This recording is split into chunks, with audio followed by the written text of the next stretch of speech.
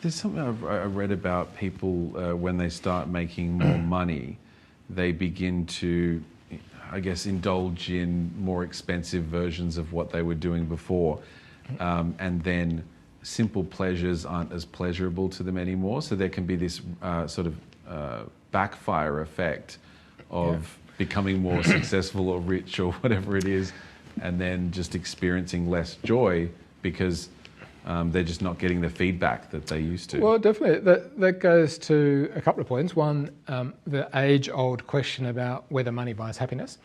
Now, it's actually far more complex than most people realise. So you can't really answer that with a yes or no, which most people want a yes or no.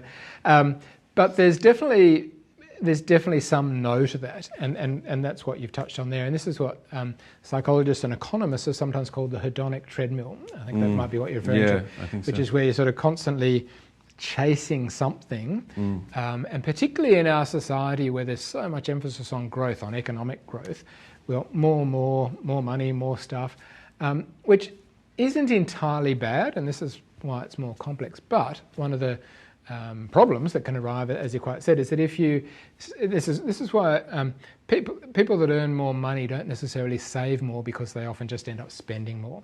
So, for example, I would never spend as much on this on a shirt as I spent on this 20, 30 years ago. When I was a student, poor student. Let's just say when you're, if you're 20, you might spend $20 on a shirt because that's all you can afford. You're struggling. But as you start to earn more and more money, you might spend $50, and then maybe you spend $100. And it's you should be allowed to spend your age on a shirt. I only just thought I'd have that. But it's the same with cars. It's the same with a house. You buy, if you're lucky enough to be able to afford a house, or even renting. And so, now again, there's not necessarily anything inherently wrong with spending more money or buying nice clothes, but there is a risk, and that's what you've said, that effectively if you change your definition of what will give you pleasure, you continue to raise the bar, it can be harder and harder to achieve that. To check out the full interview, there'll be a link somewhere. I'm sure you'll figure it out. You're an adult, presumably.